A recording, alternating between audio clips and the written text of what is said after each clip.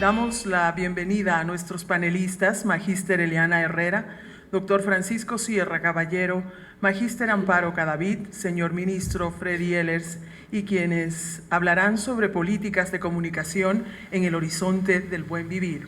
Nos acompaña en la moderación el doctor Vicente Barragán, Prometeo Ciespal. No se olviden que este evento se está transmitiendo a través de nuestro portal web www.ciespal.org y por supuesto cobertura de redes Facebook y Twitter. Gracias a nuestros colegas que nos están siguiendo en este congreso. Bienvenidos y bienvenidas. Por favor, Vicente. Buenos días con todas, con todos. Bueno, vamos a iniciar el último panel del congreso titulado Políticas Públicas de Comunicación en el Horizonte de Buen Vivir, y para ello contamos con la presencia de la Magíster Eliana Herrera, doctor Francisco Sierra, Magíster Amparo Cadavid y el señor Freddy Ehlers, ministro del Buen Vivir. Vamos a tener unos turnos de palabra de aproximadamente 15 minutos y para que podamos seguir construyendo conjuntamente como venimos haciendo a lo largo del Congreso.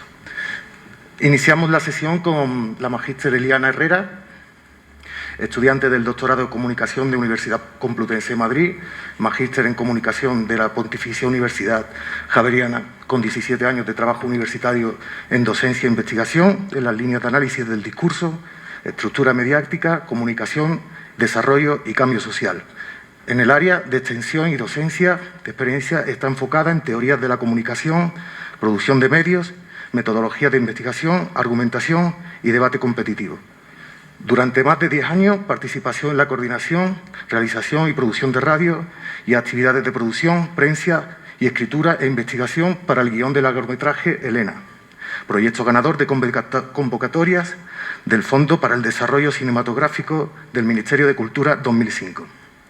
Actualmente es miembro de la Asociación Internacional de Estudios de Comunicación Social, de la Asociación Latinoamericana de Investigadores en Comunicación, socia fundadora de la Asociación Colombiana de Investigadores en Comunicación, integrante del Consejo de Redacción de la revista Redes.com y del Grupo Interdisciplinario de Estudios en Comunicación, Política y Cambio Social con Políticas. Su tesis de doctorado versa sobre comunicación y pueblos indígenas en el Amazonas colombiana. Buenos días, muchas gracias. Ya empezamos con problemas porque yo me había preparado para 25 minutos, así que comienzo de una.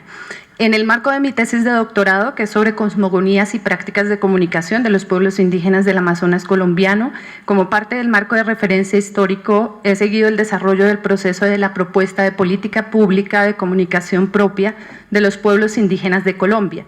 Atendiendo a esta invitación, voy a compartir en este caso particular, y primero quisiera presentar un contexto de lo que ha sido el proceso. En una segunda parte haré referencia a las ideas o a las formas de pensar la comunicación en el documento que finalmente los pueblos indígenas ya han presentado al Estado colombiano, y finalmente quiero señalar algunos aspectos que considero pueden ser pistas para este camino de pensar las políticas públicas de comunicación y la comunicación misma en el horizonte del buen vivir y la descolonización. Primera parte, contexto del proceso. En el año 2010 fui invitada a participar en el conversatorio hacia la construcción de una política pública de información y comunicación para pueblos indígenas, que convocaba a un encuentro, diálogo y reflexión entre autoridades indígenas, líderes indígenas de comunicación, funcionarios públicos, académicos y especialistas, con el fin de definir colectivamente unos lineamientos de política pública de información y comunicación para los pueblos indígenas. Para esta reunión nos compartieron el documento base de debate que se llamaba Bases para la construcción de una política pública de información y comunicación para los pueblos indígenas. Un documento técnico que tenía los siguientes propósitos, cito el documento: ilustrar sobre el desarrollo legal en el campo de los derechos de los pueblos indígenas con relación al acceso de las TICs, proporcionar una panorámica general sobre el desarrollo de las políticas de comunicación para pueblos indígenas centrada en el acceso a las TICs, presentar algunas experiencias de los pueblos indígenas que a partir de programas orientados a garantizar el acceso a las TICs, proponer grandes temas guía que marcarían la mencionada política pública. Como se puede evidenciar en los tres primeros propósitos de este documento, la visión de comunicación en este texto, que era un documento técnico, estaba enfocada o acotada al asunto de la apropiación de las tecnologías. De esta reunión resultaron 3 aspectos de debate planteados por las autoridades y por los líderes indígenas que estaban participando. Primero, la necesidad de pensar una política pública de comunicación no para los pueblos indígenas, sino desde la perspectiva de los pueblos indígenas y con los pueblos indígenas. Segundo, la necesidad de entender la comunicación más allá de las tecnologías y los medios. Por lo tanto, incluir en la reflexión de esta política pública el reconocimiento y el respeto por las formas de comunicación propia y la visión de la comunicación desde los pueblos indígenas. Tercero, la necesidad de introducir en el debate de esta política pública las formas como los medios masivos de comunicación representan a los pueblos indígenas. A partir de esta reunión, el Ministerio de las TICs, el Ministerio de Cultura y las 4 organizaciones indígenas de incidencia nacional en Colombia comenzaron a hacer una serie de reuniones regionales, locales, nacionales, entre ellas 3 foros de comunicación indígena de carácter nacional en el año 2012, 2013 y 2014, en los cuales se compartieron experiencias, se debatieron los conceptos de comunicación desde los diferentes pueblos indígenas. De allí se generó esta dinámica de construcción y de concertación participativa para terminar en el año 2014 en el desarrollo de un documento elaborado por la Comisión Nacional de Comunicación de Pueblos Indígenas, el documento titulado Política Pública de Comunicación Propia de los Pueblos Indígenas de Colombia, el cual se encuentra en fase de discusión con los representantes del Estado colombiano a través de la Mesa de Concertación Nacional.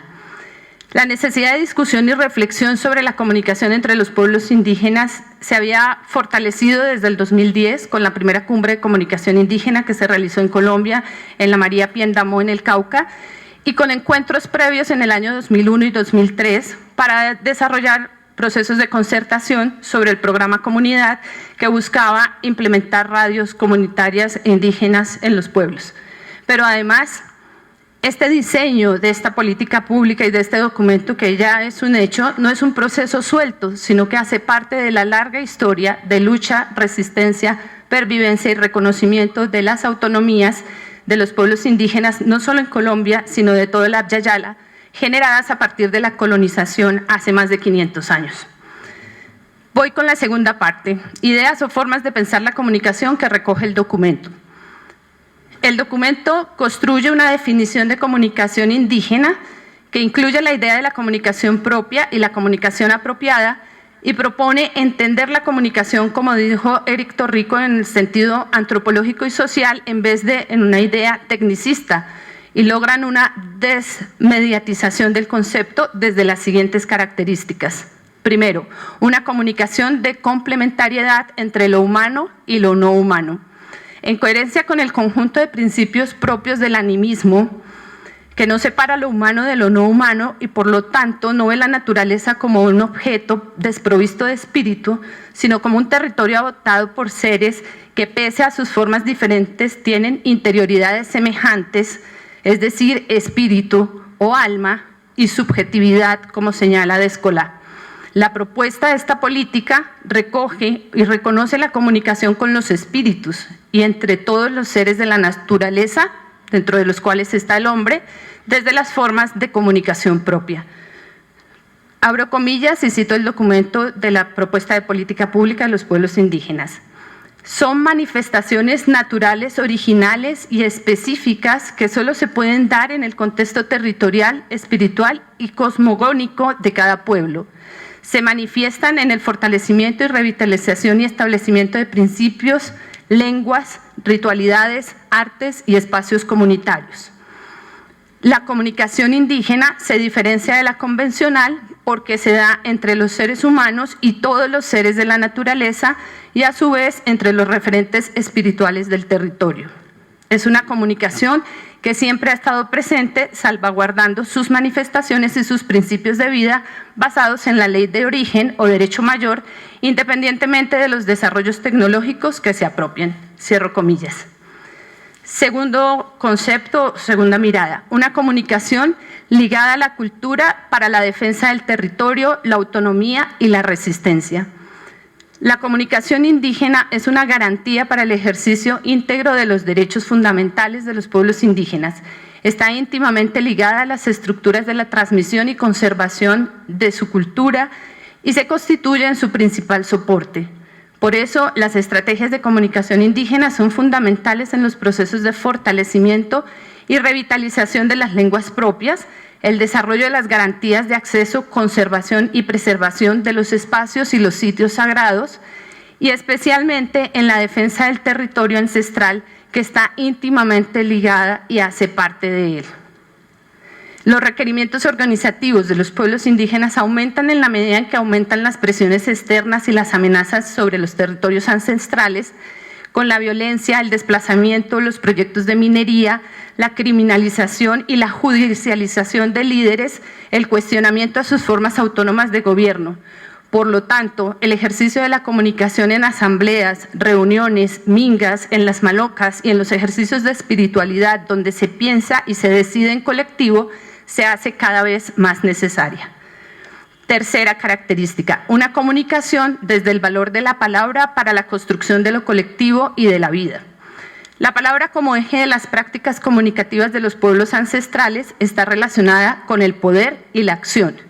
En coherencia con la lógica de pensamiento de los pueblos predominantes, de los pueblos predominantemente orales, como ya había investigado Walter Ong en su libro Oralidad y Escritura, la palabra tiene fuerza y poder en tanto que está vinculada con la acción. Se trata no solo de dar valor a la palabra, sino de respetar la palabra, de cumplir la palabra y de repensar y de representar en la palabra y en la acción que se desprende de ella el sentido de la dignidad de los pueblos indígenas. Como dice Vilma Almendra, recordando el pensamiento Nansa, la palabra sin acción es vacía, la acción sin palabra es ciega, la palabra y la acción por fuera del espíritu de la comunidad son la muerte. En el potencial de la palabra oral está el eje de la comunicación comunicación indígena, porque aparece vinculado con una práctica asamblearia como la de la minga de la palabra o la minga del pensamiento.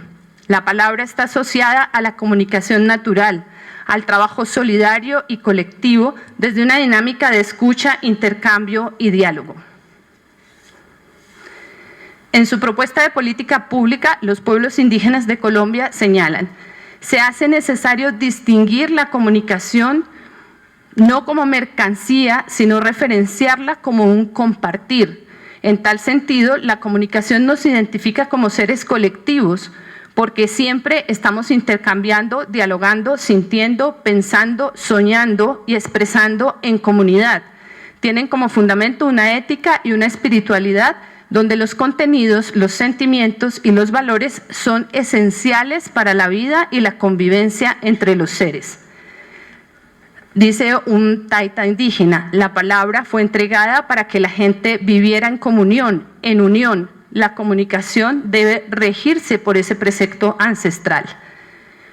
Voy a la tercera parte. Entonces, desde estas tres formas de pensar la comunicación que están en la política pública, quiero señalar algunas pistas para este camino de pensar las políticas públicas de comunicación, la comunicación misma, y diría en la tercera, la vida misma, en el horizonte del buen vivir y la descolonización. A partir del proceso mismo de construcción de la política pública y de la idea de la comunicación como complementariedad entre lo humano y lo no humano, propongo como primera pista repensarnos el tema de la participación, para que sea un ejercicio de diálogo intercultural. Por la naturaleza pública de las políticas, un primer punto clave se corresponde con la necesaria participación e intervención de los actores diferentes a las instituciones estatales. Este proceso logró revertir la mirada estatal de hacer una política pública para los pueblos indígenas, y al menos en este momento hay una propuesta de política construida desde el punto de vista de los pueblos indígenas como actores fundamentales de este proceso. Hago énfasis en desde el punto de vista porque un proyecto de descolonización de la comunicación debe abrir el diálogo a perspectivas diferentes.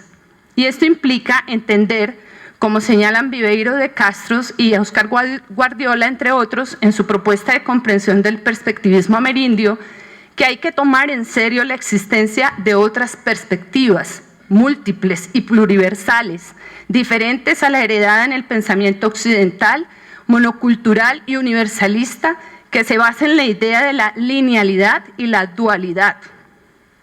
Por eso cabe en esta propuesta pública de política pensar la comunicación como complementariedad entre lo humano y lo no humano, aspecto que desde la perspectiva de la modernidad se puede analizar como un pensamiento premoderno. Una participación como diálogo intercultural debe tomar en consideración la necesidad de una justicia cognitiva, como señala Shis Visvanathan, es decir, el derecho de diferentes formas de conocimiento a convivir y coexistir sin ser marginados. Señala Visvanathan, definimos la justicia cognitiva como el derecho de muchas formas de conocimiento de existir porque todos los conocimientos son vistos como parciales y complementarios y porque contienen ideas inconmensurables.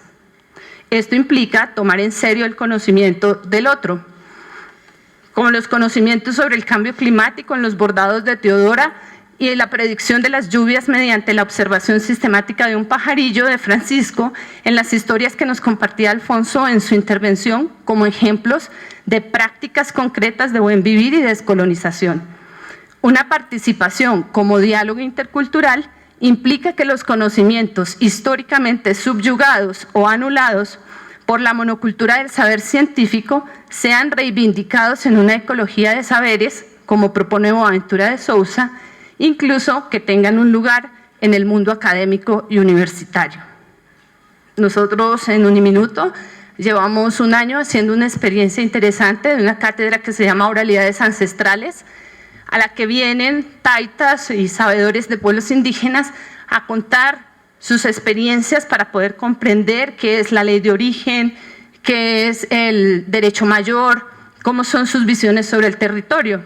El resultado es una experiencia bastante interesante para ver otra perspectiva distinta a la que hemos heredado de la modernidad. Segunda pista. Perdón, ¿cuánto tiempo me queda? 5, ok. Bueno, segunda pista. A partir de la idea de una comunicación ligada a la cultura para la defensa del territorio, la autonomía y la resistencia, podríamos decantar una segunda pista para pensar en el derecho a la comunicación como una vía para luchar por los otros derechos. Las políticas públicas generadas desde la participación como diálogos interculturales deben enfocarse en la generación de efectos prácticos en la solución de problemas de discriminación y de exclusión social. Y aquí la importancia del derecho a la comunicación como derecho para apelar por otros derechos, como se propone en el manifiesto de la Segunda Cumbre de Comunicación Indígena. El derecho a la comunicación es un mecanismo para ampliar el ámbito de la acción política de los pueblos indígenas que permite resistir, convivir y articular procesos desde los pueblos para generar el diálogo intercultural. Voy a pasar a la tercera pista. Ya Alfonso antier también había hablado de esta idea de la comunicación, el derecho a la comunicación como articulador de otros derechos. Entonces paso a la tercera pista y es a partir de la idea de una comunicación desde el valor de la palabra para la construcción de lo colectivo y de la vida. Propongo pensar una última pista para descolonizar no solo la comunicación, sino la academia, y yo diría que la vida misma. Transitar de la lógica de la competencia y la acumulación hacia las dinámicas de la solidaridad, la cooperación y el compartir. La ley de reciprocidad de nuestros pueblos ancestrales amerindios se basa en comprender que muchos elementos y aspectos de la vida no tienen valor monetario. Por el contrario, tienen un valor en sí mismos, es un valor intrínseco, que no se puede traducir a un valor de cambio del dinero. La ley de la reciprocidad permite la dinámica del trueque, de la minga y de la solidaridad desde la propiedad colectiva y la organización comunitaria. Necesitamos actos cotidianos, solidarios y de cooperación como acciones emancipadoras y libertarias frente a la colonización de nuestro propio pensamiento, que como indica Juan Carlos Monedero, difícilmente logra imaginar este mundo fuera de las dinámicas del capitalismo, la propiedad privada, la acumulación y la competencia. Pero aunque no logramos imaginarlo, al margen de la monocultura de la productividad capitalista, como la denomina Boaventura de Sousa, han pervivido otras productividades. Como bien indica Catherine Walsh, a pesar de la lógica latifundista de acumulación de tierras en manos privadas, de desalojo y de despojo, los indígenas del Cauca en Colombia aprendieron que el secreto es compartir y aprender a colectivizar. Incluso en medio de la crisis económica europea de los últimos años, varias empresas que se declararon en quiebra fueron recuperadas por trabajadores y puestas a funcionar en forma cooperativa. Lo mismo había sucedido en Argentina después de la crisis del corralito bancario, como lo muestra la investigación Las empresas recuperadas en Argentina en 2010, realizada por la Universidad de Buenos Aires. Estas y muchas otras experiencias de solidaridad y de colectividad son prácticas concretas de buen vivir y de descolonización frente a la matriz capitalista, en la cual, como señala Antonio Elizalde, llega a ser considerado casi anormal o patológico el compartir, cuando la emoción de compartir fue una condición constitutiva de la evolución de nuestra condición de primates a humanos. Muchas gracias.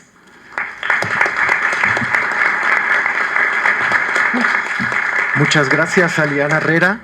Pasamos el turno de palabra al doctor Francisco Sierra Caballero, director de CIESPAL, investigador senior y profesor titular de Teoría de la Comunicación del Departamento Periodismo 1 en la Universidad de Sevilla, editor de la revista de Estudios para el Desarrollo Social de la Comunicación, redes.com.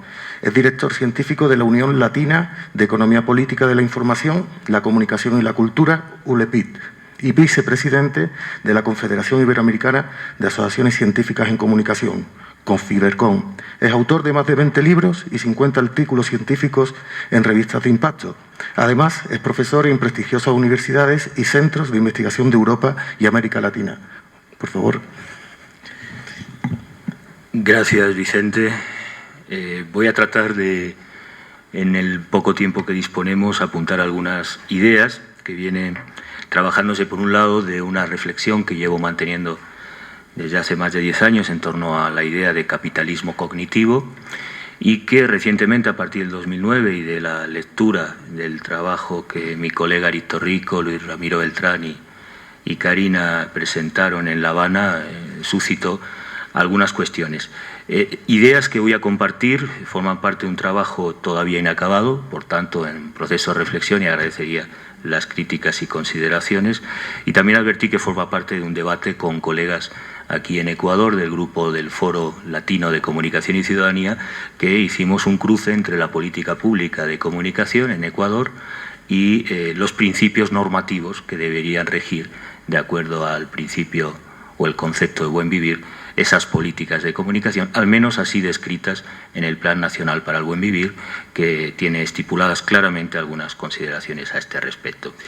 Yo sí parto de la idea, comparto la tesis que exponía ayer Dalit, de que cualquier consideración de este concepto, primero, no puede ser de carácter solo teórico o teoricista, aunque el Congreso se ha convocado para resolver alguna reflexión que no se da en el ámbito de la comunicología, sino que tiene que tener una traslación política. La centralidad de la política en el sentido Paulo Virno como virtud, como potencialidad, y desde luego en ese sentido también apuntamos la pertinencia de reflexionar en términos de teoría normativa por dónde podría encaminarse una política pública de comunicación, empezando por los principios de lo que entenderíamos ese principio virtuoso de la política a la que hace mención Pablo Virno y que, a mi modo de ver, tiene que pasar por una reflexión de la economía de los bienes comunes, repensar la comunicación, que en su etimología es lo común, es lo comunitario, es lo que compartimos y que, por tanto, debería llevar a una lógica no de la economía política neoclásica, ni siquiera a una suerte de economía política marxista clásica tradicional respecto a los medios de comunicación, sino reflexionar conceptos como servicio público audiovisual, política pública de comunicación, políticas nacionales de comunicación, desde esta idea de la economía de los bienes comunes, desde los principios de una teoría normativa de la política de lo común, en este caso en materia de comunicación. Ahí tenemos principios que se han enunciado por Eliana, un principio de complementariedad que nos llevaría a reflexionar cuestiones que los estudios culturales latinoamericanos vienen planteando hace tiempo, por ejemplo, en educomunicación. ¿Por qué no plantear una política que recupere las emociones, el cuerpo, la integración de ciertas sensibilidades que históricamente han estado fuera de la escuela y también de las experiencias de comunicación educativa? A pesar de la filosofía freiriana que ha inspirado muchas de estas cuestiones, el principio de complementariedad nos llevaría a reformular muchas cuestiones en política pública, en comunicación y educación. Y diría más, ¿por qué no pensar frente a la lógica de la competencia, pese a principios normativos como la Ley Orgánica de Comunicación, con la Ley de 3/3, medios privados, comerciales, públicos y comunitarios, ¿por qué no repensar el Sistema Nacional de Comunicación en términos de complementariedad de formas de gestión, de formas de producción, de pequeños ecosistemas diferenciados que pueden ser integrados como parte de un todo, insisto, no desde la lógica de la competencia, sino fundamentalmente a partir de una política de cooperación? Igual podríamos resaltar el principio de integralidad, que nos llevaría a recuperar una tradición que en los estudios de comunicación ha sido realmente poco cultivada o abandonada.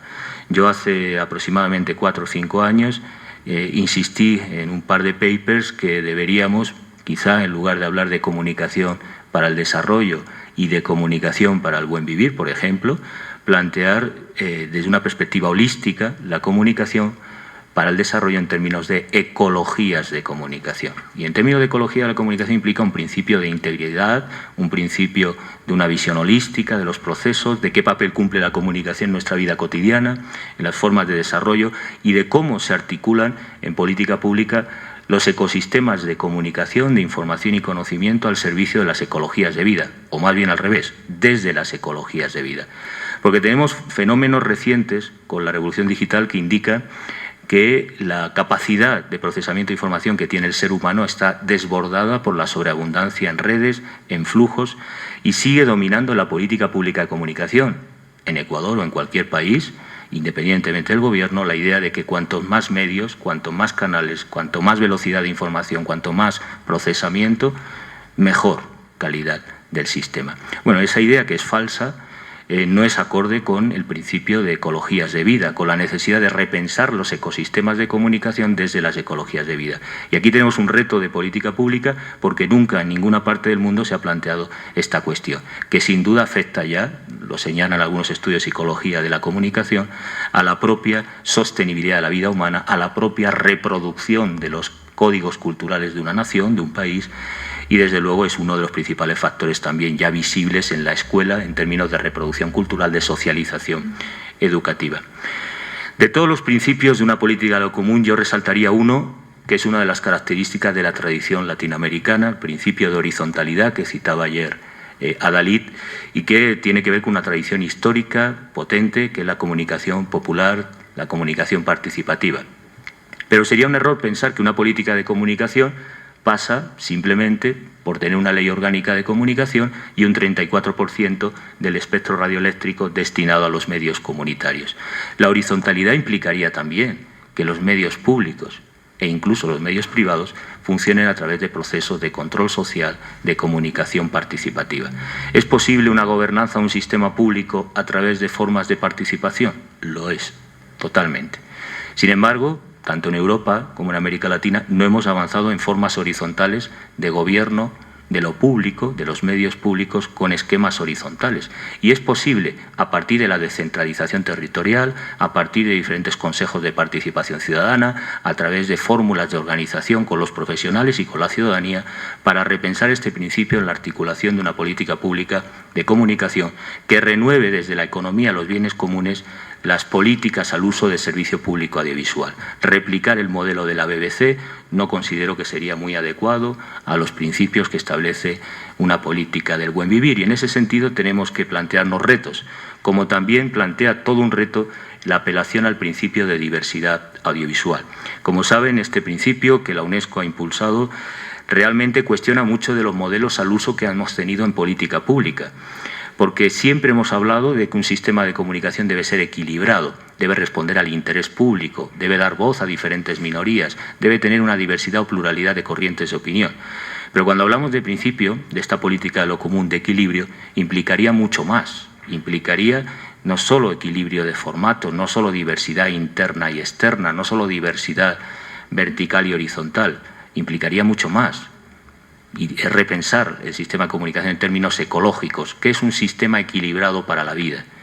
Simplemente incluir en términos de interculturalidad algunos espacios para las comunidades y culturas afroecuatorianas o de las diferentes culturas indígenas, o un sistema equilibrado es algo bien distinto en términos de renunciación, de articulación en lo social y lo comunicacional de una perspectiva crítica. Aquí tenemos, por tanto, una agenda de política de lo común que sobrepasaría con creces muchas de las nociones al uso en política pública. Implicaría cambios significativos en el concepto de servicio público en la era de la multiplataforma, implicaría también discutir, que no se discute habitualmente, pareciera que lo de buen vivir es lo comunitario, lo local, lo aislado, lo concreto, y por ejemplo las telecomunicaciones nada tendrían que ver con eso, las redes sociales tampoco. Es una cuestión que se aborda en otros términos o solo de manera restrictiva como contenidos de representatividad de diferentes voces en el sistema mediático público y privado. Pero replantearse políticamente la diversidad cultural y la economía de los bienes comunes sería un principio para discutir qué es el dominio público, qué es lo común en el sistema, la red de telecomunicaciones, qué tipo de gobernanza podemos establecer en la red. O significa también discutir, como se está haciendo en Ecuador, la propiedad intelectual y las ideas o nociones al uso de economía creativa. Discutir desde las culturas populares y los saberes ancestrales, una hipótesis que ha formulado algún autor como Joseph Miers, significa mucho más. En el Código de Ingenio significa reconceptualizar el dominio de lo común y favorecer los bienes comunes en políticas de comunicación. Socialización de la información, socialización del conocimiento y, por supuesto, valorización desde esa política de la virtud de los bienes comunes del dominio público, ampliando el dominio público de manera considerable. Este es un reto en política pública que apenas se está desarrollando. Todavía sucede que incluso en las instituciones de educación superior la socialización de las obras, del pensamiento, del saber, está restringido por los derechos de propiedad intelectual. Y aquí hay que dar un giro reforzando tanto los derechos colectivos de esas culturas ancestrales como, por supuesto, también una discusión internacional del principio o concepto dominante de la Organización Mundial del Comercio de la propiedad intelectual, que no solo afectan a las industrias culturales de América Latina, que también replantea una noción diametralmente opuesta a una concepción de política pública de la comunicación para el buen vivir. En definitiva, complejizar desde la regulación, desde la teoría normativa de la política pública, las redes de intercambio en las complejas y novedosas nuevas ecologías de la comunicación que están emergiendo. Las condiciones para esa agenda política creo que son muy positivas, no solo por el nuevo regionalismo latinoamericano y espacios como CELAC o UNASUR, sino también porque ha habido por primera vez un activismo social, un actor político, los movimientos indígenas que reivindican esos derechos sobre sus propios códigos culturales. Yo siempre digo que esta disputa en política pública es la disputa por el código, por la información y para el conocimiento. Siempre lo hemos desligado en comunicación. Eso del conocimiento lo hacían los expertos en documentación, en ciencias de la información, que registran base de datos. Pero quisiera recordarles que cuando Luis Ramiro Beltrán y la UNESCO por primera vez discute sobre políticas nacionales de comunicación, se hablaba de PIDC, de políticas de información, de bases de datos, de transferencia tecnológica y, lógicamente, la comunicación como comúnmente lo sentimos o lo hablamos, ¿no? Medios de comunicación, prensa, radio, televisión y qué contenido circula a través del espacio público. Bueno, en ese concepto estaríamos discutiendo muchos de los retos que se están planteando en un contexto yo creo que favorable. El nuevo regionalismo, esos nuevos actores políticos emergentes, una nueva práctica política. Me alegra que mi colega Liana Herrera lo haya señalado, pero movimientos como los autónomos que señala Raúl Civecchi de las experiencias como Argentina, tiene que ver mucho con esos bienes comunes, con esa reapropiación de espacios y de activismo político, por ejemplo, las redes sociales de los movimientos estudiantiles o campesinos, no solo exclusivamente indígenas, que sitúan en el centro del debate lo común. Y, sin embargo, la comunicación, tanto la literatura como el cuerpo académico, no ha abordado suficientemente ese reto.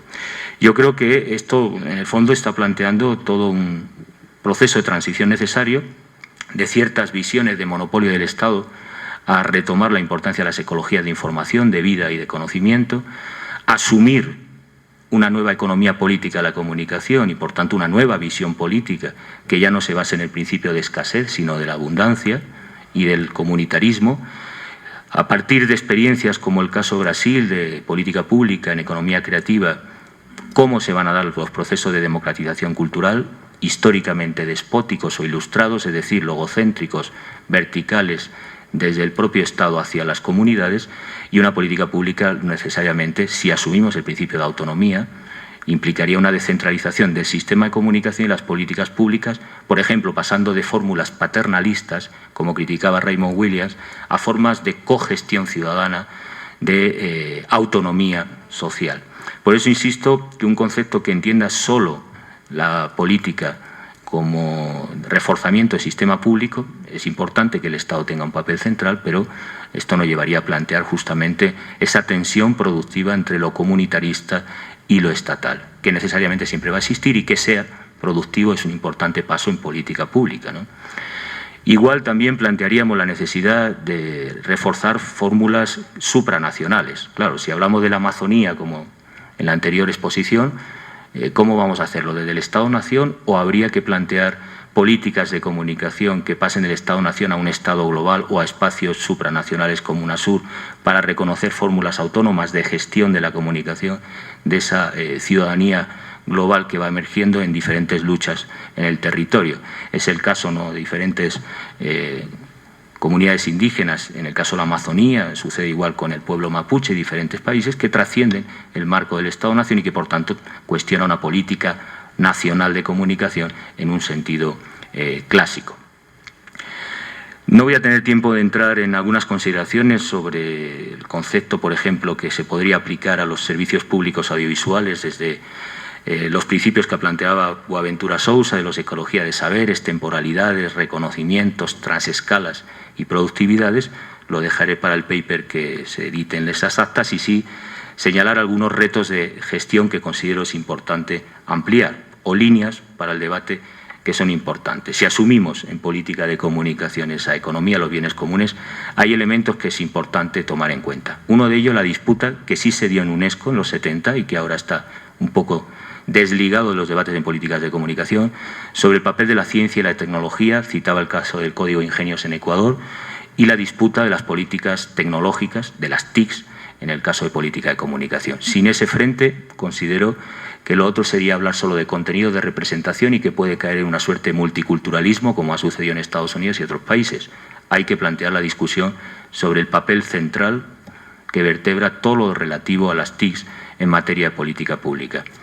En segundo lugar, plantear una política de economía colaborativa sobre el patrimonio inmaterial. Yo creo que uno de los grandes retos que tiene que ver con las culturas ancestrales y en general con una economía de los bienes comunes es una política de la memoria. Y las políticas de la memoria van a ocupar un papel importante. Más allá de Google, hay un proceso de colonización de las memorias. Ya no es el antropólogo el que va a clasificar las culturas. Lo hace Google, las hacen las bases de datos, lo hacen las redes. Clasifican las culturas, las expropian, las comercializa en el proceso de mercificación. Por tanto, la cultura de archivo, el cultivo de la memoria desde una perspectiva política, creo que es estratégica, porque es ahí donde se disputa, lógicamente, la historia, el sentido de lo social de una comunidad, de un colectivo. Y ahí hay un reto por delante. Tercera propuesta para el debate en política pública serían las plataformas de convergencia. En la política o era de los MOOCs, la política cultural de las redes, necesitamos ampliar ese dominio público y establecer economía social del conocimiento en las nuevas plataformas, tanto en educación superior, en políticas de Estado y, lógicamente, la apropiación de las tecnologías por las comunidades.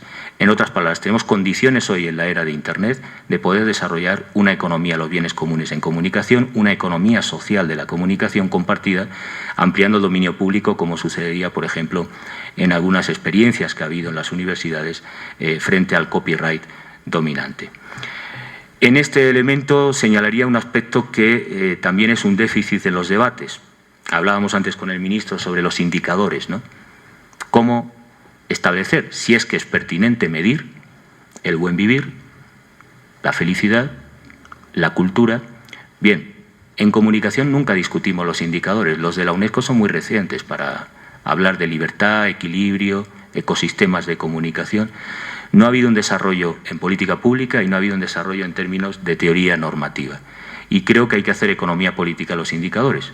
Yo no tengo claro, y aquí no tengo una tesis, es una duda sistemática. No sé si una concepción integral, equilibrada, de acuerdo a los principios de una economía de los bienes comunes, sería pertinente establecer modelos parametrales, mediciones, indicadores. Si reivindicamos lo local, si reivindicamos la autonomía, sería discutible. En cualquier caso, hay que cuestionar los indicadores que se manejan al uso en organismos internacionales, como la UNESCO, en otras instituciones, a la hora de medir los medios de comunicación y evaluar pluralidad, diversidad, riqueza, contenido, pluralidad en todos los sentidos. Este ámbito o disputa sobre los criterios para evaluar los medios de comunicación creo que es importante, porque si hablamos de ecologías habría que plantear otro modelo de evaluación distinto del sistema de comunicación desde las ecologías de vida. Transformar los procedimientos de evaluación, lógicamente desde la horizontalidad, desde la participación. Hay experiencias que demuestran que política pública es posible.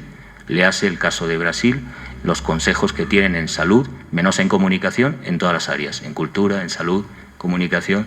El gobierno de Brasil saben que no tiene una ley que suponga un avance democrático y tampoco lo hizo para la evaluación de política pública. Pero hay diferentes fórmulas para evaluar y cuestionar los indicadores a este respecto. Creo que sería un reto de política pública, ¿no? Estaría el problema también de la escalabilidad o de lo local, ¿no? Uno de los datos que tenemos muy claro de las experiencias de desarrollo de la televisión digital terrestre es que la primera víctima ha sido, en el caso de Inglaterra y España, los primeros que hicieron el apagón analógico, es que los medios de proximidad desaparecieron o se redujeron a la mínima expresión. Es previsible que esto suceda. Por eso señalo la importancia de la autonomía y de la descentralización. Una política de comunicación para el buen vivir tiene que impulsar medios de proximidad, medios ciudadanos, medios locales, y poner el énfasis más en los aspectos justamente de desarrollo de esa economía local de la comunicación. Sin embargo, la economía social de la comunicación, la economía popular, que es un reto que abordaremos en el próximo congreso de CIESPAL, están todos invitados la primera semana de julio, sobre comunicación popular y comunitaria, no se aborda sistemáticamente. No hay reflexión apenas sobre qué implicaría una economía social, una economía del tercer sector audiovisual desde este punto de vista. Bueno, eso es el reto, y reforzar lo local, la sostenibilidad económica y social de los medios de proximidad, la territorialización, como plantea Arturo Escobar, la importancia, sean los infocentros, sean las redes sociales o los medios tradicionales, para que los sujetos construyan, narran, imaginen su propia identidad en ese ámbito. Por tanto, la escalabilidad global, bueno, sería discutible, ha habido avances importantes para la democratización del sistema internacional de comunicación, pero creo que si hablamos de democracia digital, de participación ciudadana, de buen vivir, creo que esta es una prioridad de política pública que, dicho sea de paso, sigue siendo un déficit histórico en la mayoría de países, pese a la tradición que ha tenido América Latina. Como ven, para política pública tenemos un amplio horizonte de discusión que se podría abordar desde nuevos conceptos y nuevas visiones. Dependerá de las cuestiones estratégicas que he abordado, de quién y cómo se definen, las obligaciones, por ejemplo, del sector público en política de comunicación, qué tipo de regulaciones, si reconocemos la autonomía, se deben dar. Siento decir que no comparto ciertas visiones activistas o de los colectivos autónomos que defienden la multitud y la conectividad digital, de que la mejor regulación es la que no existe. Por ese lado anarcopop o de radical planteamiento de la autonomía coincide mucho con las tesis liberales, es decir, que no intervenga el Estado, que no haya regulación, pero no tenemos tampoco muy claro qué tipo de regulaciones han de establecerse en una concepción ecológica, autónoma, que respete la capacidad de gestión de los ecosistemas locales de comunicación por parte de la ciudadanía. Habría que discutir nuevos modelos de regulación desde esta perspectiva. Tercero, el tema económico, ¿no? Cómo garantizar la financiación en la era de la convergencia digital, qué nuevos modelos de negocio, de sostenibilidad, de desarrollo, de autonomía. Porque es verdad que estamos en la era de la abundancia de la comunicación, pero siempre hay una economía clásica, los problemas de financiación, por ejemplo, los medios comunitarios, pero también hay una economía de tiempos para sostener un medio comunitario. Y esto plantea también una discusión de cómo garantizar que ese principio autónomo sea viable con una financiación, sea del Estado, de fondos o de generación de economías locales. Hay que explorar ese ámbito en política pública e impulsar líneas. Muchos colegas en países, teníamos recientemente un debate en Argentina, argumentaban la necesidad de que el Estado da una línea de financiación garantizada a los medios comunitarios. Pero también es necesario que los propios medios, dentro de ese respeto a la autonomía, generen sus propias economías para la sostenibilidad de los propios recursos de información y comunicación local. Y por último, sin duda, ¿qué metodologías de control pública, de política pública son adecuadas para la era de la economía de los bienes comunes? ¿Cómo podemos hacer una metodología de planeación, de intervención, de política pública para garantizar los objetivos comunes y, desde luego, esos principios que han de regir un nuevo ecosistema, una nueva ecología de la comunicación? No vale simplemente apelar a la tradición de IAP, a Orlando Fassborda, a la tradición que ha venido desarrollando. Los ecosistemas son más complejos, están, como dice Arturo Escobar, desterritorializados a la vez que reterritorializados, y hay que buscar nuevas metodologías, explorar otras metodologías en red, porque el nuevo actor social, incluso en el movimiento indígena, también trabaja en red, y esto exige la política pública, los modelos de gobernanza y la metodología de planeación también varíe. Señalo esto porque una de las dificultades, por ejemplo, para ese 34% en el caso de Ecuador, es justamente que la metodología sigue siendo tecnocrática y que la concepción para asignación de frecuencias responde al modelo clásico, diríamos incluso comercial, ¿no? Si se solicita un plan de modelo de negocio a un medio comunitario, pues no tiene mucho sentido equipararlo igual a un medio privado o a un medio público. Por tanto, tenemos que explorar nuevas metodologías en política pública y nuevos sistemas de planeación de la economía acorde a ese principio de los bienes comunes. Simplemente unas líneas para señalar este aspecto, porque yo creo que tenemos un reto por pensar muchos elementos.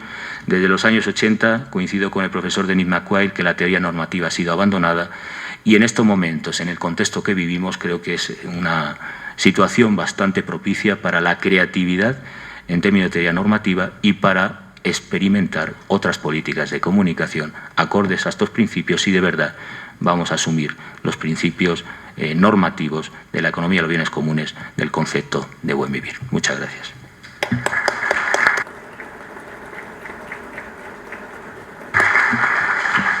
Muchas gracias, Francisco.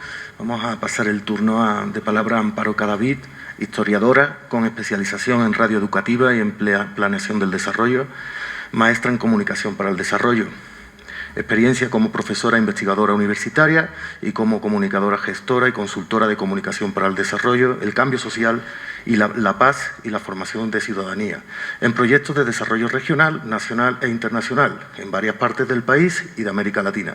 Ha sido consultora de UNESCO, PNUD, Banco Mundial, BID, Laboratorios de Paz, Unión Europea y CAF. Ha investigado en comunicación, cultura y desarrollo, sistematizado y escrito ponencias en eventos internacionales y nacionales, libros y múltiples artículos en revistas especializadas y publicaciones periodísticas. Productora de programas de radio, videodocumentales, CDs musicales como parte de procesos de capacitación y movilización alrededor de la comunicación. Actualmente es decana de la Facultad de Ciencias de Comunicación Uniminuto en Bogotá y consultora en comunicación para el desarrollo Hecho Consultores. Muchas gracias. Amparo, tienes la palabra. Muchas gracias, Vicente. Yo voy a hacer una presentación que tiene dos partes. Una es la que ustedes van a ver aquí en la pantalla, que cuenta la historia que ustedes van a poder leer para que yo no tenga que contarla toda y pueda más bien hacer una especie de comentarios y de recuperación de las experiencias que me parecen que son las pertinentes para esta ocasión. Colombia cuenta con una política pública de radiodifusión que me parece que es muy pertinente contarla en esta ocasión. Ha sido elaborada a lo largo de los últimos 30 años, justamente en 2015, comenzó en 1985 este proceso que vamos a contar, y que finalmente realmente duró 25 años porque la política pública, el nuevo estatuto, salió en el año 2015. Sin embargo, 2010. Sin embargo, hoy seguimos dándole vueltas al tema porque nunca hemos quedado totalmente satisfechos. Una cosa curiosa que sucede cuando uno mira los libros que se han publicado en América Latina sobre el tema de las políticas nacionales de comunicación referidas al caso de la radio, es que ustedes van a ver que aparecen todos los procesos de los países y difícilmente encuentran ustedes en esos libros editados que se haya tratado el caso de Colombia. Y yo siempre me he preguntado ¿por qué no? ¿Por qué nuestro caso no ha sido reportado? Y algunos autores que los han escrito, por ejemplo, Guillermo Mastrini, argentino, que tiene una publicación muy importante, me ha comentado, bueno, es porque en realidad en los otros, que son procesos más recientes, uno ve muchísimos elementos de movilización y de lucha que tal vez los colombianos ya sobrepasaron en épocas anteriores. Y de cierta manera, pues es cierto, porque pasó en Colombia una cosa muy importante en el año, a comienzos de los 90, finales del siglo XX, y es que tuvimos un proceso de asamblea constituyente para una nueva constitución. Esta asamblea constituyente es muy importante, muy significativa en la historia de Colombia, porque surge de un proceso de paz anterior al que tenemos en este momento, en el cual parte de la reintegración del M-19 a la vida civil y a la vida política consistió en un nuevo ordenamiento político, una nueva carta social. Y este proceso duró 2 años, que fueron el año 90 y 91, tuvo una asamblea, una preconstituyente, un periodo preconstituyente y luego una asamblea constituyente. La anterior constitución venía del año 86 y tenía solamente un artículo sobre libertad de expresión que pues había sido usado durante todo el siglo como a la gente le parecía, y que principalmente había protegido la aparición con la libertad de empresa de medios industriales masivos, que como en todo el continente, ¿cierto? Así había sido interpretada la libertad de expresión, la libertad de los periodistas y de los medios para poder, digamos, constituirse en un cuarto poder crítico y controlador del Estado. No voy a entrar en ese campo, pero ya sabemos lo que pasó en todos los países con este cuarto poder que terminó siendo un mismo poder. Entonces, todo lo que sucedía por fuera de ese ámbito, pues no era reconocido, era ilegal. Al mismo tiempo surgieron, y yo pongo ahí una fecha del año 85, una cantidad impresionante de experiencias de comunicación comunitaria, pues aparentemente irrelevantes, muy locales, de pequeñísima emisión, que debo decir que se articulan con nuestro tema de la comunicación y el buen vivir, en el sentido que desde los años 70, organizaciones, ONGs en Colombia habían propiciado que las comunidades campesinas, las comunidades de toda índole, tuvieran sus propios medios de comunicación para poder expresarse en primera persona y poder aparecer en el espectro público de alguna forma. Eso, que comienza en los 70, en el 80 se convierte en una cantidad impresionante de radios piratas en todo el país, radios absolutamente caseros, hechos con un transistor viejo, una pila y una antena que se subía al techo de la casa y la ponían, pero que comenzaron a verse como algo peligroso en los municipios. Peligroso porque allí se podía hablar de los asuntos que sucedían, críticas a los alcaldes por sus malos gobiernos, por sus obras sin hacer, etcétera, y entonces comenzaron a ser decomisados y comenzó a ser un problema policial. Eso ya llevaba un tiempo cuando estos grupos comenzaron a buscar apoyo pues, en las ONGs.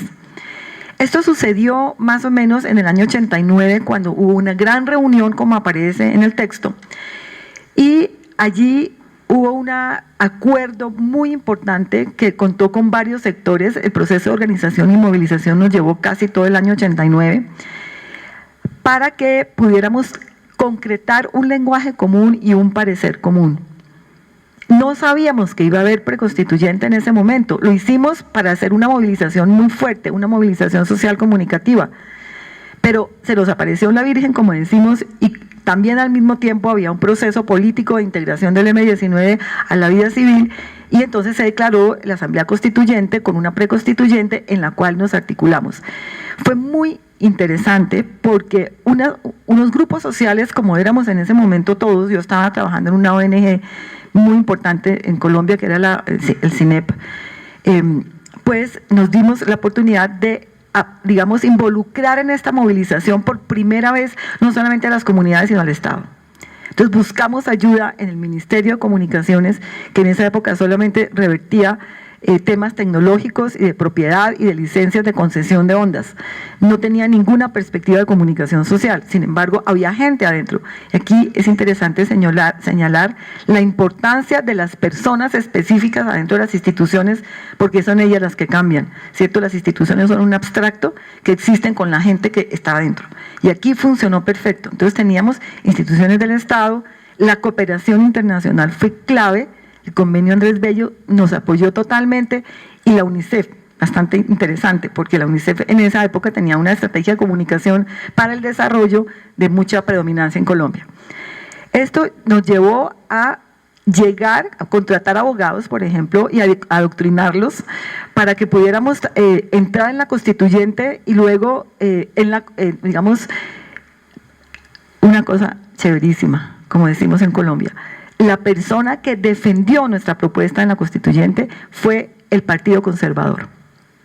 Había una mujer que había sido viceministra de Comunicaciones inmediatamente antes de la preconstituyente, que se llama María Teresa Garcés, del Partido Conservador, que entró en la constituyente. Ella había sido viceministra de Comunicaciones, conocía el tema, y a ella la logramos cooptar para este proceso. El resultado son los artículos de la Constitución, que pueden encontrarse, que fueron 6, y que debían ser reglamentados posteriormente. Entonces, cuando logramos ese primer gran triunfo de movilización social comunicativa, aprendimos que nunca tendríamos una política pública, nunca tendríamos acceso a la legalidad si no partíamos de lo que éramos y de la fuerza del proceso social, la necesidad de articularnos entre regiones. Las regiones colombianas son muy diversas y muy apartadas las unas de otras, territorialmente, culturalmente, en términos de lenguaje, en términos políticos. Esa es una de las causas de nuestra violencia, como los colombianos bien lo hemos estudiado. Entonces, acá ponernos de acuerdo fue un proceso muy interesante.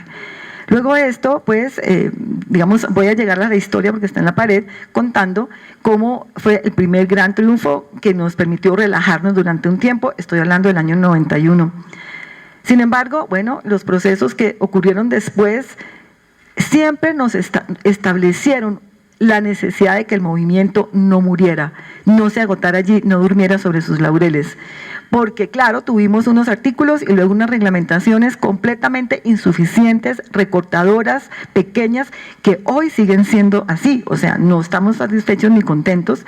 Sin embargo, miren lo que ha pasado, más que los resultados, lo que ha sido fascinante ha sido el proceso de movilización en el cual hemos tenido que generar diálogos y aprender a meternos dentro de las ranuras que el Estado nos ha permitido meternos. La Constitución del 91 estableció a nivel local, regional y nacional espacios de participación para debatir no solamente las políticas públicas en los 3 niveles, sino también los programas. Los ministerios, para tomar decisiones, tienen que hacer unas convocatorias amplias a nivel local y regional para poder definirse.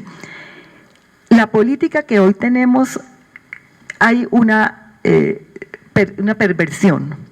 El ministerio, que era de Comunicaciones y que tuvo durante un periodo de tiempo una oficina de comunicación social que también surgió de este proceso, se convirtió en un ministerio de TICs, al que solamente le importa en este momento la conectividad, pero que tampoco lo hace nada bien porque tenemos unos problemas gravísimos de conectividad. De donde surge la política social de la radio comunitaria ha sido el Ministerio de Cultura. Del Ministerio de Cultura, que tuvo la oportunidad durante 6 años llevar un proyecto que se llamó Radio Ciudadanas, en el cual lo que quería demostrar era cuál era la función de una radio en una localidad. Esa radio comunitaria enfocada a la ciudadanía generó todo un proceso desde la base de la sociedad de movilización alrededor de la función de la radio comunitaria y de la producción. Porque acuérdense ustedes apelo a un concepto de radio de comunicación alternativa, donde lo alternativo estaba solamente en el contenido, pero los formatos, las narrativas, los esquemas, las propuestas radiofónicas seguían siendo las mismas de la radio comercial, que era la mamá que nos había enseñado a todos y nos había formateado.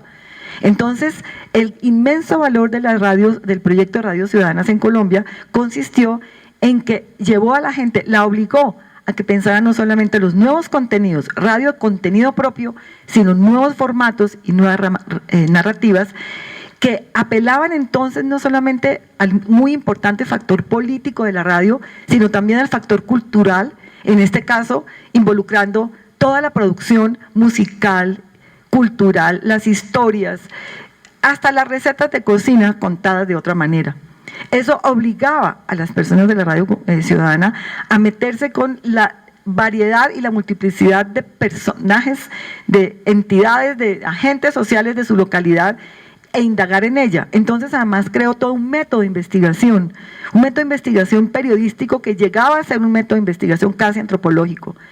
Este periodo de la radio ciudadana en Colombia es también histórico e importantísimo porque generó una movilidad que pues hoy creo yo que tiene mucho que agradecerles a los que hemos estado metidos en este proceso. En el año 2009, el Ministerio de Comunicaciones, que ya no era de comunicaciones sino de TICS, quiso recoger este esfuerzo inmenso que ha hecho el Ministerio de Cultura durante muchísimos años y entonces se propuso ya generar un documento COMPES. El documento COMPES es un documento de política, son muy conocidos en Colombia. Un documento COMPES se genera después de que la sociedad ha dado toda clase de señas de que hay que cambiar algo.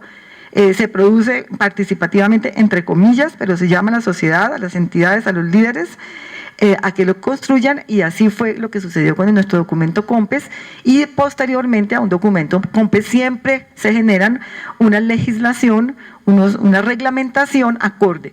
En este momento, para terminar ese capítulo, tuvimos entonces una legislación para radio comunitaria que se reconoce como un 33% de la radio colombiana, y una reglamentación sobre un socio de la radio comunitaria, que es la radio de interés pública. Las personas que trabajaron en una, trabajaron en otra, y entonces vale la pena mencionar que teniendo el 60% de la reglamentación sobre la radiodifusión entre las dos, pues son mayoría, digamos, ante el Estado en toma de decisiones. La radio de interés pública es la radio universitaria, la radio de las alcaldías, la radio de las instituciones y la radio indígena. La radio indígena colombiana no se considera comunitaria, sino se considera de interés público, y yo creo que aquí es una concepción diferente, de una manera porque entonces está más cobijada por el Estado. La radio comunitaria indígena colombiana tiene aportes y tiene consideraciones especiales por parte del Ministerio, y de una manera, digamos, tiene un mayor reconocimiento dentro del Estado.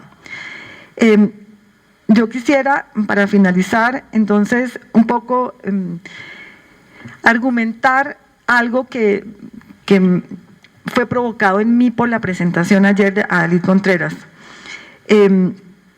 No quisiera que nosotros pensáramos que los hechos y las reflexiones acerca del buen vivir son algo que aparece recientemente. Él mismo lo dijo ayer cuando se refirió a su trabajo de 30 años.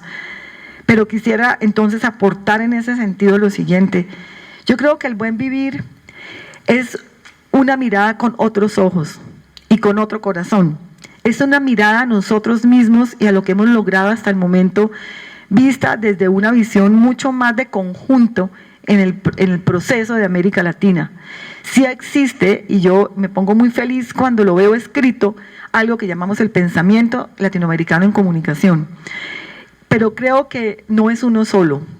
Creo que es un pensamiento múltiple, es un pensamiento que recoge las experiencias que son gigantescas, y que yo creo que además no solamente recoge el pensamiento latinoamericano del Río Grande del Sur para abajo, sino que también recoge muchas experiencias del primer mundo llamado, como son todos los pueblos indígenas norteamericanos que han sido tan olvidados y tan desestructurados en Estados Unidos y en Canadá, pero que ahí están y que también se asemejan con nuestro proceso.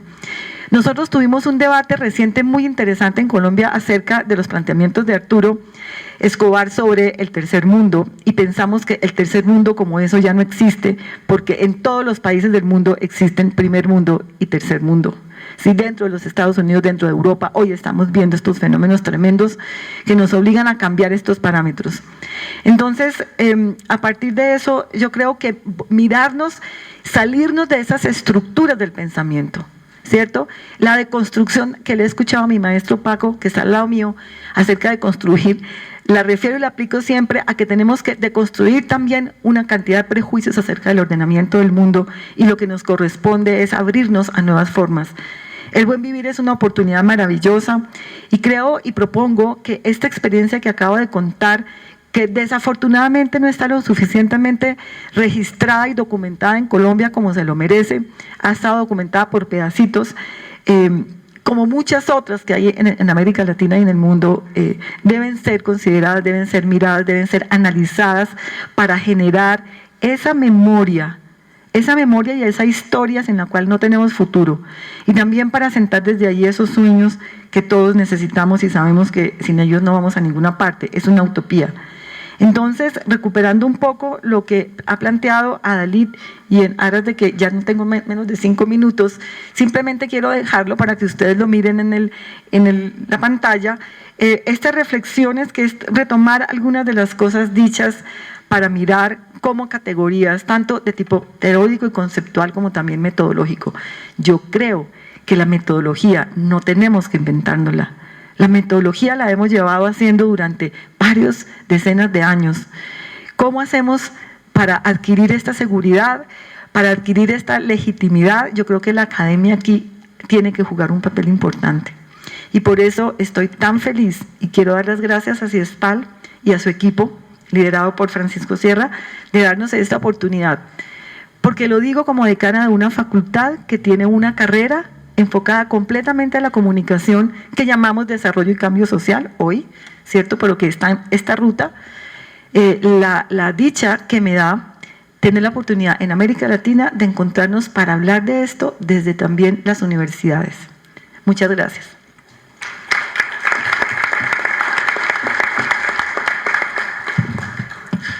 Muchas gracias, Amparo.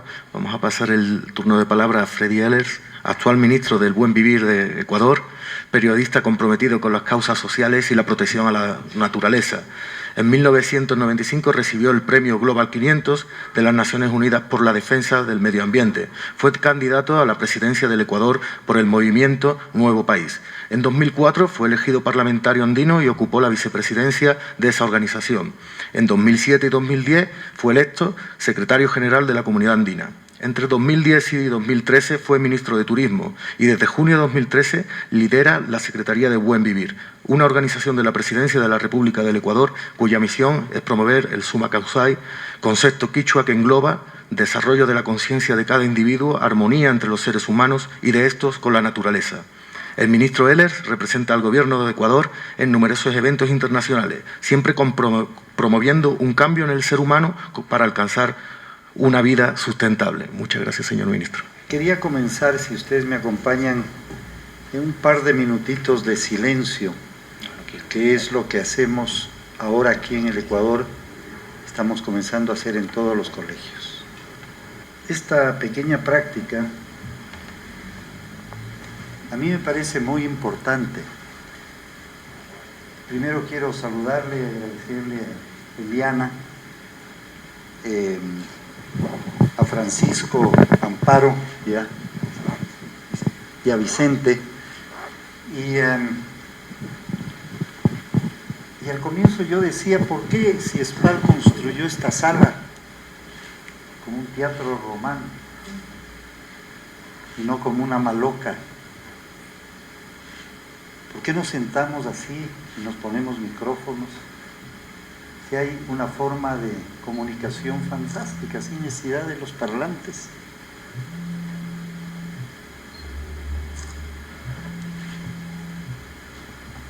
sobre todo ahora que estamos en el mundo de la comunicación. Y también decía, y lo digo yo en todas las reuniones, ¿no? Digo, ¿por qué a quienes estamos aquí nos dan agua y a todos los que están allá no les ofrecen agua? Deberíamos tener unos vasitos de agua para todos. Y deberíamos sentarnos y ser posible en círculo, ¿no? Eso lo estamos haciendo ahora en el gobierno de todo el país. Y usted decía, porque claro, un problema de siempre, ¿no? Pero decía, ¿quiénes son los que están aquí? De nosotros algo saben porque se lee un pequeño currículum, que en el fondo no es lo que somos, que no son los cargos que hemos ocupado, ¿no? Pero ¿quiénes somos cada uno de nosotros? ¿Qué está dentro de nosotros? Eso es lo que se hace en los pueblos indígenas, el conocer el interior de la persona, no los títulos ni los cargos que se han ocupado.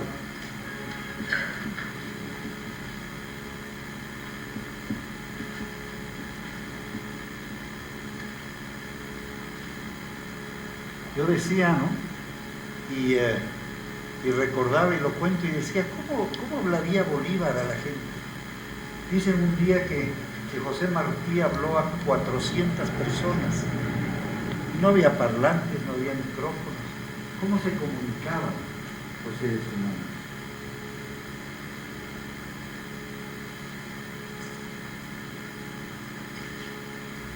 En realidad, la tarea del buen vivir, cuando el presidente Rafael Correa me pidió que yo me encargara hace un poco más de 2 años de esta secretaría, yo dije, porque como periodista y como lo ha dicho Amparo, Eliana, Francisco, en realidad Adalid, querido compañero de la CAN y gran amigo, hemos venido trabajando alrededor del buen vivir con otros nombres toda la vida, ¿no? Es una palabra que surge ahora y comienza a tomar fuerza por las constituciones de Bolivia y de Ecuador, pero el anhelo este viene en Occidente desde Aristóteles y mucho antes.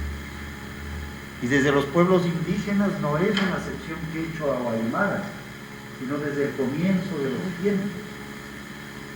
La idea de tener un buen vivir, o del vivir bien, como se dice el Sumas Camaña boliviano. Yo sentí, y lo dije al presidente y en el gabinete, de luego que no sabía en el problema que me estaba metiendo, que me había pasado lo que decían los griegos, los dioses castigan a los hombres haciéndole realidad sus sueños. Y si se ven las redes sociales donde el ataque a la Secretaría del Buen Vivir se ha convertido en uno de los favoritos temas de la oposición, nos dimos cuenta que esto era muy importante, ¿no? Era muy importante, porque el buen vivir lo que plantea básicamente, y me gustó muchísimo Francisco, en todo el documento inicial yo rescaté unas palabritas que decía que esta reunión busca cómo hablar de modelos de vida justos, inclusivos, diversos y armoniosos. Eso es el buen vivir. Y la forma en que vivimos es todo lo contrario. El mundo actual es todo lo contrario. ¿No es cierto? No estamos juntos, estamos separados en una soledad pavorosa. Es un mundo que no es inclusivo. Es un mundo donde el 1% domina el 99% de la humanidad entera, en términos económicos por lo menos, o tiene el poder real.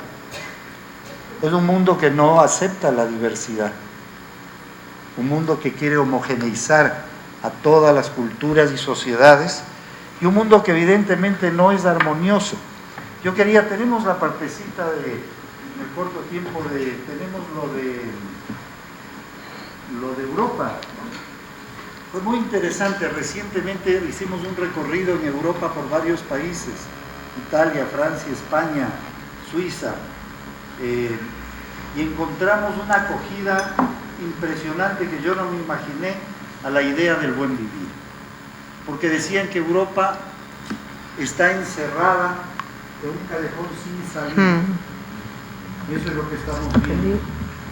Y recientemente en los Estados Unidos nos pasó lo mismo. En las universidades de Berkeley y de Stanford, en California, están muy interesados en poner una cátedra del buen vivir. Entonces se está comenzando a América Latina, a esto que viene de las pequeñas comunidades con las que tan amorosamente trabaja Eliana, a convertirse en una fuente de conocimiento cuando siempre todo venía del norte para acá. En Florencia, Italia, en la reunión anual del Estado de la Unión, en la que participó el primer ministro de Italia, Matteo Renzi, el presidente y organizador de este evento, que congregó a destacados intelectuales de Europa, expresó su deseo de promover la idea del buen vivir. La idea de tener un ministerio de buen vivir es magnífico. Es una cosa radical, con grande visión. Entonces, de empezar un proyecto que va a pensar sulla felicidad en manera spirituale, non solamente materiale, es una idea importante. Quiero decir fundamental, esencial. Estoy muy impresionado. En Milán, en el marco de la Exposición Universal, la colonia ecuatoriana se organiza alrededor de la idea del buen vivir. Buen vivir abarca muchas cosas, abarca positivismo, nuestra esperanza como inmigrantes que algún día dejamos nuestro país. Buen vivir es un grupo de ciudadanos, un grupo de amigos que quiere fomentar esa idea dentro de la comunidad italiana, dentro de Italia. El rector de la Universidad de Murcia, creada por Alfonso X en el siglo XIII, expresó con entusiasmo y envidia el apoyo que da el Ecuador a la educación superior y a la práctica del buen vivir. Secretaría del Buen Vivir. Qué gran denominación para un nicho profesional. Qué envidia me da usted, amigueros, por estar ahí, desarrollando ese cargo tan propio de lo que compete al siglo XXI. En Madrid, Izquierda Unida y Podemos se suman al concepto del buen vivir. La sabiduría del vivir bien, del buen vivir.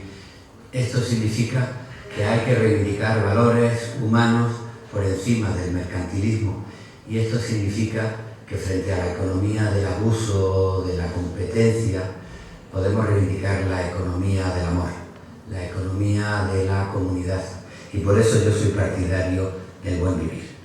Para promover los avances del Ecuador en el marco del buen vivir, como en el Instituto de Altos Estudios Latinoamericanos de la Nueva Sorbona en París, en el Centro de la Diversidad Cultural en Madrid, en la Universidad Autónoma de Barcelona y en la Universidad de Murcia, los asistentes expresaron su adhesión a la propuesta ecuatoriana del buen vivir. La gente joven somos los que tenemos que formar parte de este cambio, y más ahora en este momento, ya que la situación está complicada.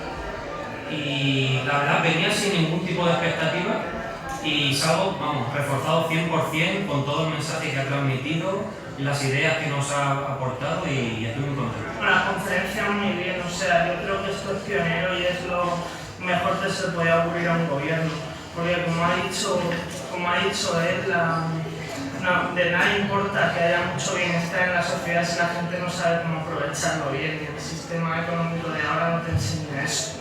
Entonces yo creo que sí, que todo el mundo debería escucharlo a este hombre, me ha gustado mucho, de verdad. Teresa Forcades, monja benedictina y activista social, y que ha recibido del Vaticano el permiso para ser candidata a presidenta del gobierno catalán, manifestó que, de ganar, crearía una Secretaría del Buen Vivir en Cataluña. Podemos llamarle ecosocialismo, quizás sí, otros le llaman socialismo del siglo XXI o socialismo bolivariano, ustedes le llaman del buen vivir. Pues bienvenidos a todos y vamos a ayudarnos, como usted ha dicho, no a pelearnos por el título y a quien se le atribuye pues, la paternidad o la maternidad del título, sino vamos a ver que bajo esos títulos, que quizás serán diversos y están bien también, pero que bajo esos títulos vayamos construyendo unas políticas y unas perspectivas y unas, diríamos, abriendo la conciencia para que no nos dejemos confundir. La tercera autoridad de mayor importancia en el Estado francés es el presidente del Consejo Económico, Social y Ambiental. Para él y el coordinador de este organismo, el buen vivir es fundamental. Estoy muy atento a todos los esfuerzos que ustedes hacen para conseguir los indicadores de la felicidad, como también de la preparación a la reunión internacional en Bután. Tenemos que promover la felicidad, promover el bien vivir y mostrar a nuestros pueblos que no solamente hay que estar feliz en su vida personal, en su vida profesional, sino que en realidad hay que estar feliz adentro de sí mismo. Y eso es lo que para nosotros parece muy importante, de tener vínculos con ustedes en Ecuador.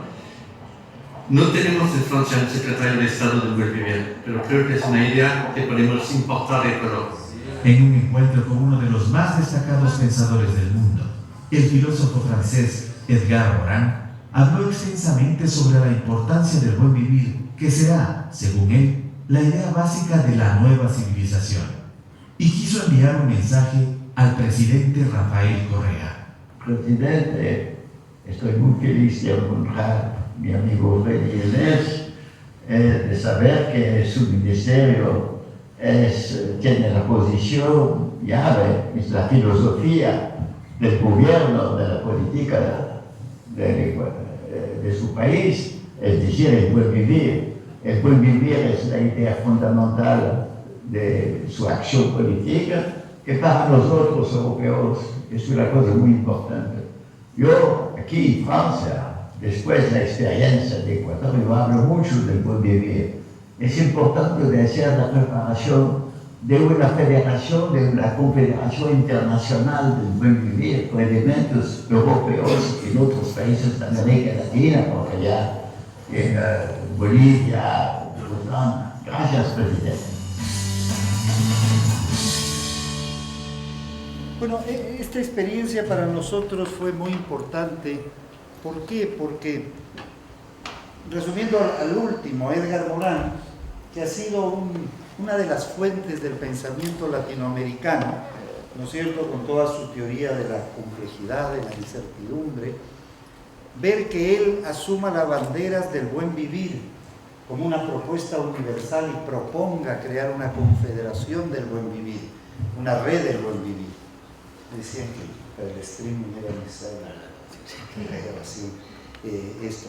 Entonces, yo quería decirles otra de las palabras importantes, aunque no hemos hablado mucho ahora de esto, que ha sido el tema de la descolonización, que se repite mucho. Yo quería recordar la importancia de hacer una revisión dentro de nosotros. Recordaba que el gran filósofo y buen amigo Leopoldo Sea, el mexicano, ese gran mexicano, decía: no necesitamos que nos conquisten, porque tenemos al conquistador metido dentro de nosotros. Nos hemos autoconquistado. Nos da vergüenza de mirarnos el rostro como somos y queremos ser unas personas diferentes. Que era precisamente la última carta del libertador Simón Bolívar al presidente Flores, pocas semanas antes de morir. Esa terrible carta, ¿no?, cuando dice: no les interesará ya a los europeos colonizarnos por el caos y la anarquía que estará viviendo nuestra América. Pero rescatar en el tema de la comunicación a Simón Rodríguez, el más olvidado de los grandes pensadores y educadores de esta nuestra América, a José Martí, ¿no es cierto?, quien clama por construir una cultura, una realidad, una forma de ser de acuerdo a nuestra esencia, a nuestra naturaleza, ¿no? A los de Leopoldo Sea, tiene una frase muy hermosa, me dijo una vez, cuando le pregunté cómo podría resumir en una frase toda su filosofía, él me dijo que el hombre no llegará a una etapa superior de desarrollo hasta que no entendamos que todos los hombres somos iguales, precisamente porque somos diferentes. Eso es lo que nos hace iguales, la diversidad, el respeto al otro, el entender al otro. Últimamente, cuando vino Edgar Morán acá la última vez en Flaxo, que dio una conferencia, él, creador y uno de los iniciadores de Flaxo, hizo una crítica muy dura.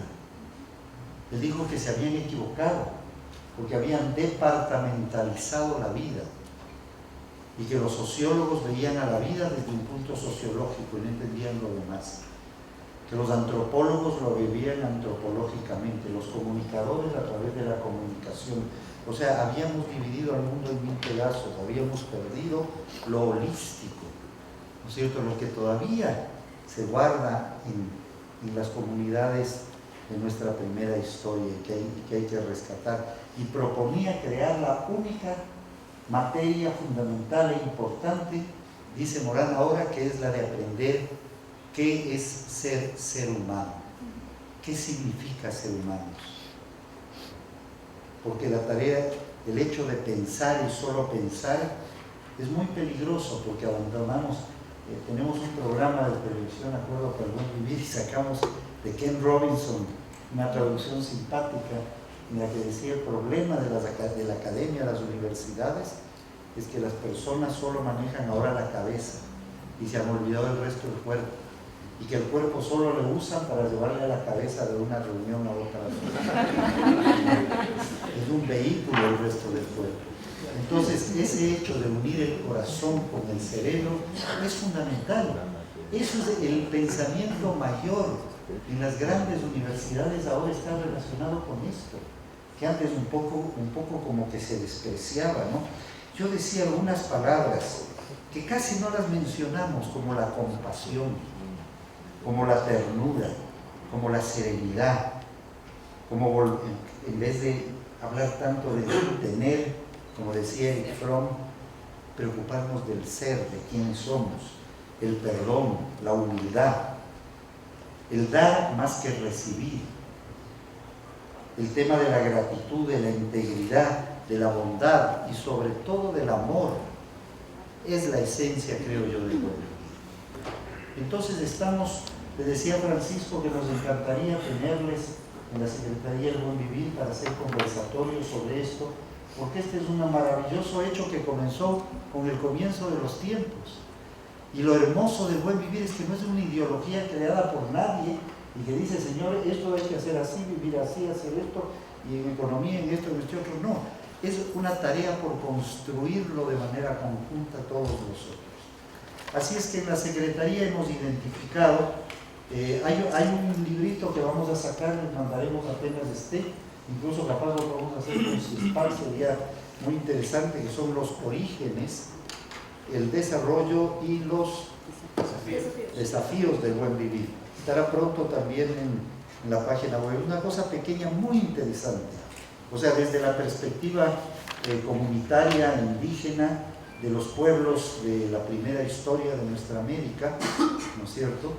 Ahí quiero yo destacarle a ese gran amigo, querido amigo David Choquehuanca, de una reciente reunión que tuvimos con Bután, con Bolivia, Ecuador, asistieron también Uruguay. Yo digo que Mujica es el presidente que mejor no solo predica, sino que practica el buen vivir. Es un ejemplo del buen vivir. Estuvo México, va a haber en noviembre de este año una reunión internacional para las métricas de la felicidad, o del buen vivir, o del bienestar integral.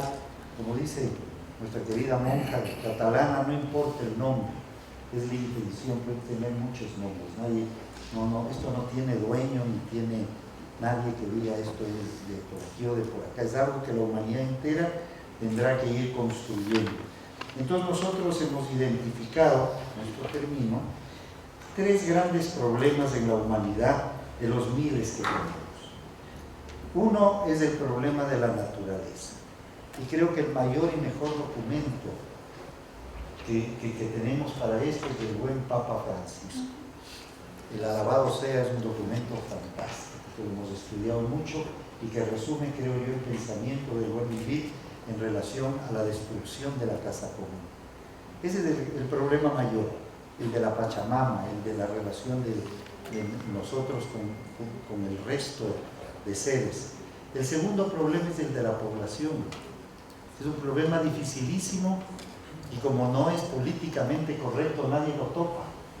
Pero los mayores conocedores dicen, somos demasiados. Este pequeño planeta aguanta 2.000, 3.000 personas y no 7.000 millones, seremos pronto 9.000 millones. ¿Qué vamos a hacer? Algún día tendremos que decrecer, no solo económicamente, sino también somos la única especie que crece, la única. Todas las demás hay menos de lo que había antes. Hay menos delfines y menos ballenas.